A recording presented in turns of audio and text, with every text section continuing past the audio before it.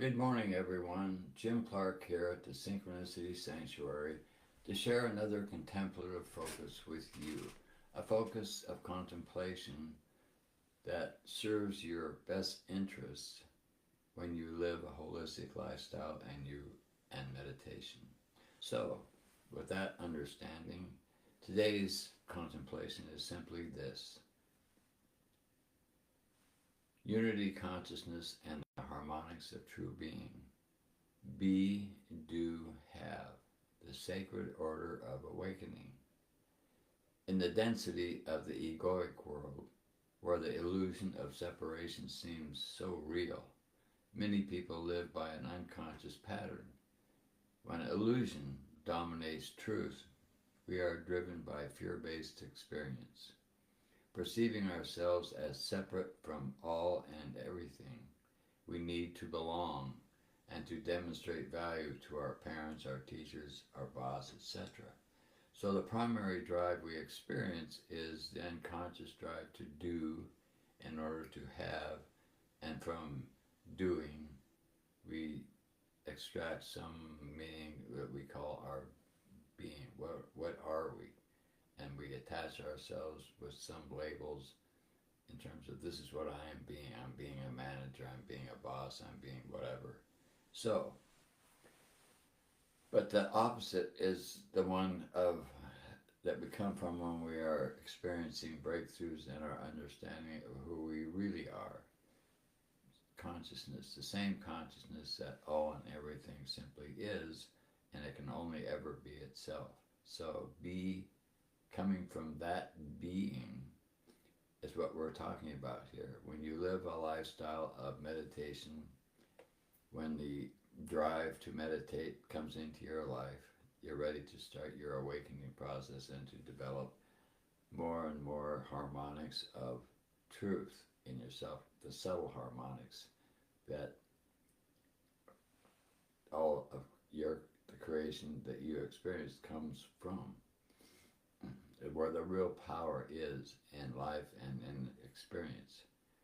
This is why we call it the sacred order of awakening, because when you're not meditating, when you're not balanced, when you're living a life lost in the illusion of physicality and fear, then that's your life, and there's no blissful awareness happening within you. So there's not that kind of energy coming through you either.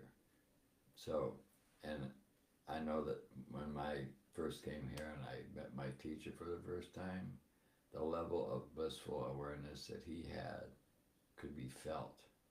You couldn't miss it, and you could not want it. So he was a living demonstration of what this is all about. He was always firmly anchored in being the truth of who he was.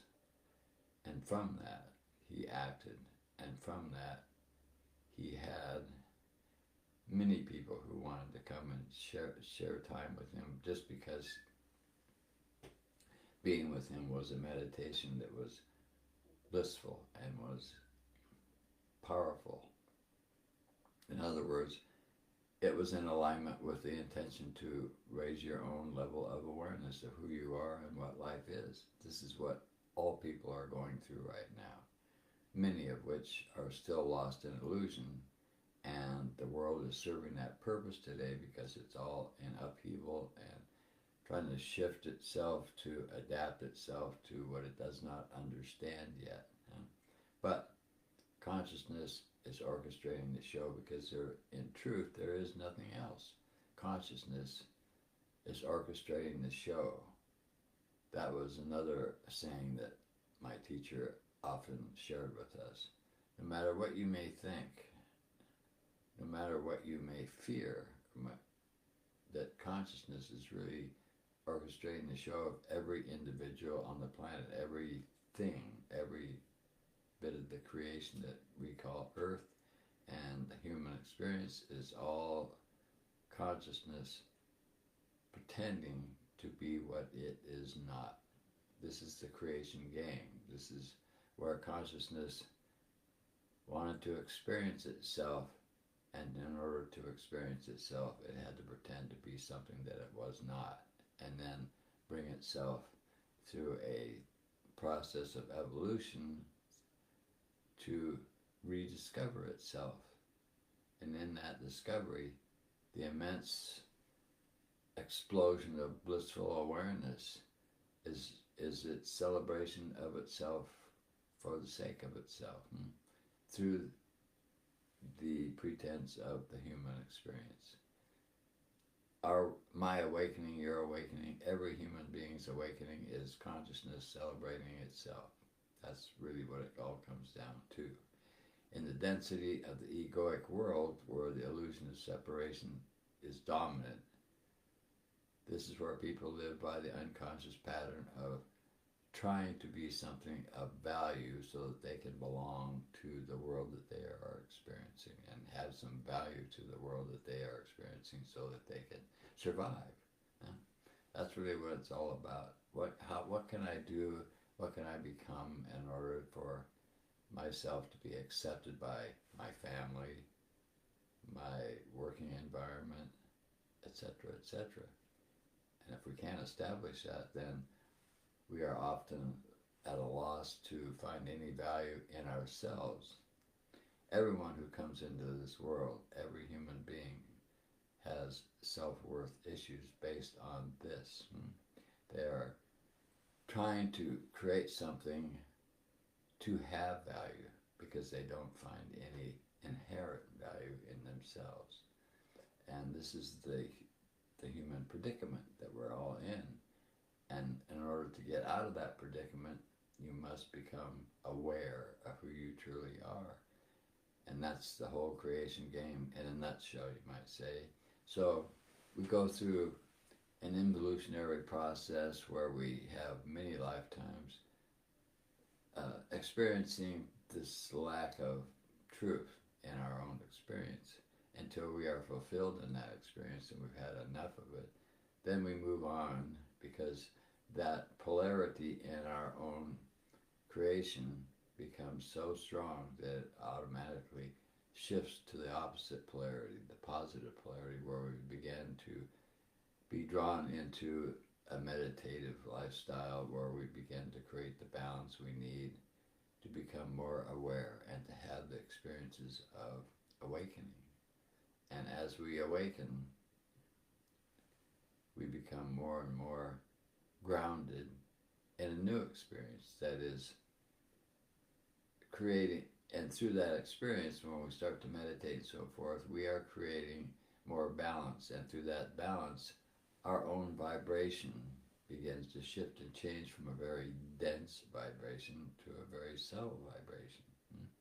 And our bodies become, you might say, the antenna that can receive and give that same vibration without burning itself up. So that we become beacons just by being, in terms of our truth is happening within us, and it is, the vibration of that truth is always present. And because it's always present, here and there we run into people who pick up on that without understanding what it is, and they respond to it. Unconsciously, a lot of times I find people responding to my vibrations when I'm going into town and shopping and so forth, simply because a small interaction brings you close enough to somebody and all of a sudden they have a smile on their face and they respond to you in that way because you're bringing that to them. It's your experience. In this case, it would be my experience of myself happening as I'm shopping, happening as I'm checking out. And so I have that experience often. Every time I go into town, do shopping, whenever I'm with other people who are not meditators, and I interact with them, there is some acknowledgement, conscious or unconscious, that they are getting something of what I am experiencing simply because our proximity is helping them to have that experience. And this is how consciousness creates itself, always, because it's going through a game that it has consciously created so that excuse me, so that the mechanics of this creation game will automatically lead you to awakening. It can't help it, because whenever any polarity reaches an extreme, it automatically shifts to its opposite to bring balance. It's always about balance. All of this conscious creation is trying to find balance, and where there's imbalance, it corrects it one way or the other. And so, as you go through your lifetime, as you experience moments of awakening or moments where you have an unusually blissful experience, you're experiencing your truth more so than you have experienced it on a normal basis. Huh? And ultimately, any awakening experience is like experiencing the truth of everything at a level that you have never experienced before, and this is where we discover the consciousness that we truly are. And for us, it's always the greatest experience that we have ever had. I know my awakening experience certainly was, and it has forever changed my life, and it's still going on today. So it's like the battery that never dies. It just keeps on singing the song of awareness, singing the song of blissful awareness. And because that's happening, even though I still have a mind and I still think and I still have my emotional dimension, I feel things not always positive, but they don't have the strength or the dominance that they used to have, because underneath all of that, my truth is my truth, and it still vibrates strongly within me because I still cultivate it. I live a lifestyle that cultivates truthful awareness so that I can be first, and then out of my being is how I do what I'm doing right now. I'm not reading all this off of some kind of a sheet or anything. I'm just following the theme of this, what I just described, the be, do, have, the sacred order of awakening. Because I've been through it and I'm still going through it, it's easy for me to come from my own experience to share it with you as I'm speaking. Because to me, that is the only truthful way to share my truth with you. And I know that my teacher, who made many videos, did the same thing, and even said in one of his videos that that's all it is in terms of experiencing him. He was just simply coming from his truth, and from that experience his words came, in whatever subject he chose to create that focused on that experience. His text, his talk would take that content and deliver more insight, more contemplative insight into the process of illumination, the process of spiritual growth and evolution that he was providing with his power and his experience, which is why people seek out masters and why people stay with masters, why they enter a very challenging lifestyle and stay with that lifestyle, because they're ready to take it as far as they can to illuminate themselves, to become the same, to have the same experience that the master is having, who's teaching you. So, isn't that why we go to school? We learn a profession so that we can be what that teacher is teaching us to be, etc., etc. It's no different here, except that it's a very different experience, but it's a very powerful one, which is why if you're not ready for something like that, you don't last very long around a master, because the energetics, the frequency of vibration in such a context, if your physical being can't support that, if your physical or mental or emotional arenas of experience are not ready to support such experience, you'll blow yourself right out of there. So be, do, have, the sacred order of being.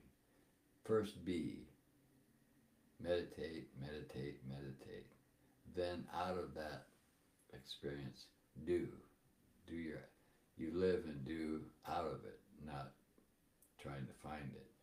And from that you have the truth of yourself interacting with life. And there is no greater way to interact with others than that. So that's what I wanted to share with you today. And to be, do, have the sacred order of awakening. I thank you so much for being here, and I hope to be back again next week maybe, and to do another contemplative focus and to share it with you. Thank you so much for being here again, and I will see you either next week or the week after. I can't remember, but I've got